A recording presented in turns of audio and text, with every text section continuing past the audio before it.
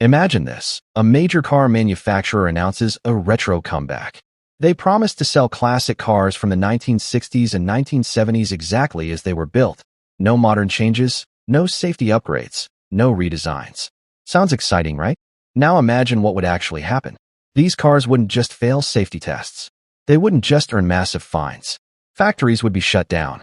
Executives could face criminal charges. Because many of the cars people once loved were built with features that are now completely illegal. Not outdated. Not unsafe by opinion. Banned by law. And here's the uncomfortable truth. Modern engineers don't just dislike these designs. Some admit they feel physically uncomfortable looking at them because they know exactly how much damage these features caused.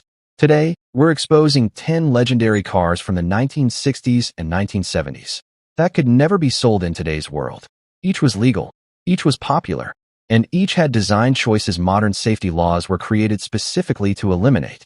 Let's begin. Car number 1, Chevrolet Impala. 1960 Chevrolet Impala. The metal dashboard death trap.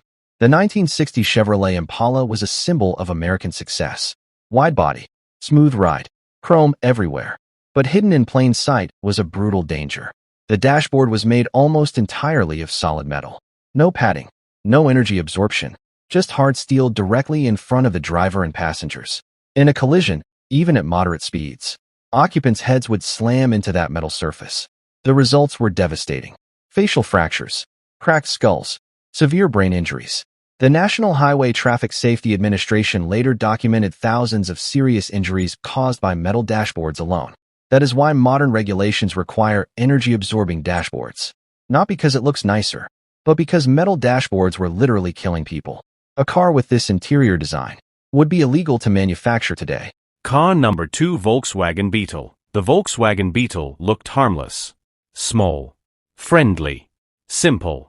But safety wasn't part of the design philosophy. The seats offered no headrests, no upper neck support, nothing to stop the head from snapping backward in a rear-end collision.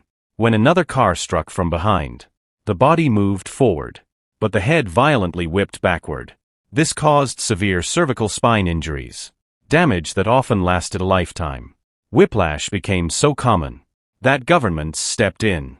By 1969, headrests became mandatory in front seating positions. Today, a car without proper head restraint would never pass safety certification. The Beetle wasn't trying to be dangerous, but by modern standards, it absolutely was. Car number 3, Dodge Charger. Seatbelts that still let you die. By the late 1960s, seatbelts finally existed, but that didn't mean they were effective. The 1968 Dodge Charger came equipped with lap-only seatbelts. No shoulder strap. No upper body restraint. In a crash, the lower body stayed in place, but the upper body folded forward violently. Internal organs were crushed.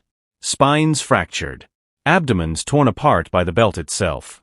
Medical researchers later identified specific injury patterns that only occurred with lap-only belts.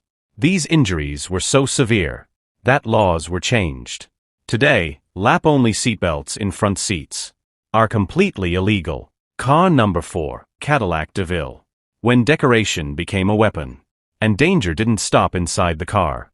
On the outside, some of the most beautiful vehicles of the era carried something far more sinister.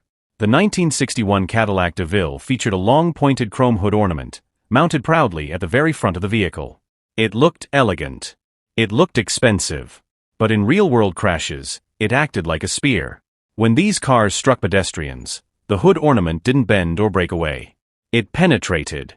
Emergency rooms in major cities regularly treated victims with deep puncture wounds, abdominal injuries, and chest trauma caused not by the car itself, but by decorative metal mounted purely for style. Modern regulations now strictly prohibit rigid external protrusions. Any ornament must collapse, retract, or break away on impact. This once iconic symbol of luxury would instantly fail today's safety standards. Automobile car number 5, Ford Pinto. A car that turned into a fireball. Some designs weren't just unsafe. They were catastrophic. The 1971 Ford Pinto placed its fuel tank directly behind the rear axle with almost no protection. In rear-end collisions, even at relatively low speeds, the tank would rupture. Gasoline spilled. Sparks followed. And the car erupted into flames. Internal company documents later revealed that engineers were aware of the issue. But a cost-benefit analysis concluded that redesigning the car would be more expensive than settling burn injury lawsuits. That decision became one of the most infamous moments in automotive history. Modern laws require fuel tanks to be shielded, reinforced, and positioned away from impact zones. A vehicle with this layout would be illegal to sell today, no exceptions. Automobile CAR number 6 Pontiac GTO. The pollution machine. Back then, nobody talked about emissions.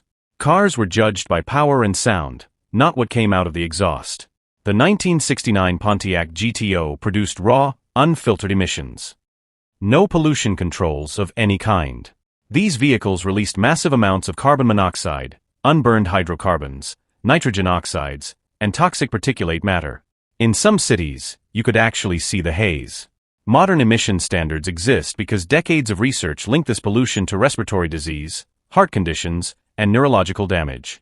Today, a car emitting pollution at these levels would be instantly banned from production.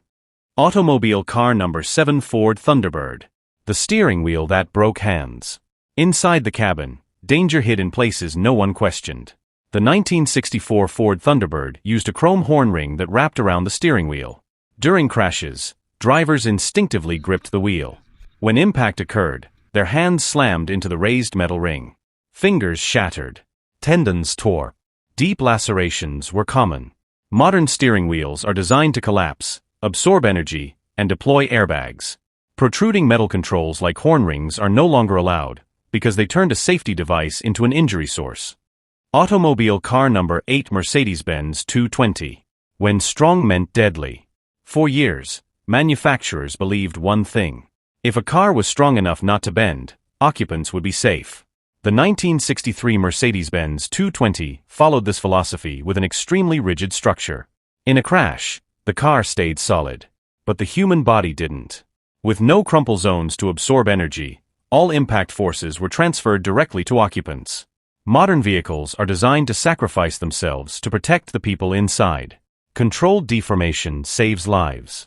By today's standards, a fully rigid vehicle structure is not a safety feature, it's a fatal flaw. Car number 9 Chevrolet Corvair. A handling disaster waiting to happen. Power alone doesn't make a car dangerous. Poor control does. The Chevrolet Corvair used a rear engine layout combined with a swing axle rear suspension. Under hard cornering, the rear wheels could suddenly tuck under the car. Grip vanished instantly. The rear end snapped around. Drivers lost control with little warning. These flaws were documented and publicly exposed, forcing the industry to confront stability and handling safety. Modern regulations require predictable handling characteristics and stability control systems. A design like this would never be approved today. Automobile car number 10 Ford Mustang. Fire risk on 4 wheels. The 1968 Ford Mustang is a legend. But beneath the style was a dangerous reality. Its fuel lines were routed along exposed frame rails, vulnerable to debris, curb impacts, and minor collisions. A punctured fuel line meant gasoline spraying under the car.